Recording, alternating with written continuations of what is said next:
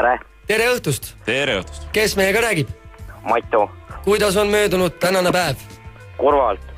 Mis viga? Ma selles suhtes ongi, et ma tervitaks Valdot selle puhul, et ta lõhkus täna mu Bemmi ära. Lõhkus Bemmi ära? Jaa. Mis ta täpsemalt seal ära lõhkus? On uusi kumme vaja või kogu Bemm on nüüd ribadeks või? Ei no, lasi siin ühes parklas tegi siin nagu tiirukaid ja siis tagotihver läks puruks. See on jah, kurb sündmus siis, tõepoolest. Ja mis te siis nüüd peale hakkate selle Bemmiga ja sõbraga? Ma ei tea parandusse viina, lubas mul viina teha selle puhul, ma ei tea. Nii lihtsalt saabki Bemm korda, jah?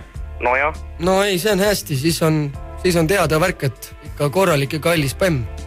Ei no, 3. seeria 68 aasta, ei mis 86. Aga viinapudeliga saab korda, nii et läheb kiirelt ja libedalt. Ei, see läheb nagu töömehele. Siis võib järgmiseks esiosa sodiks sõita. Ja. Ei, seda pole vaja. Maitu, keda tervitate? Tervitaks siis Valdot ja siis veel kenasi naisi. Neid ei saagi nüüd mõnda aega Bemmiga vedada, jah?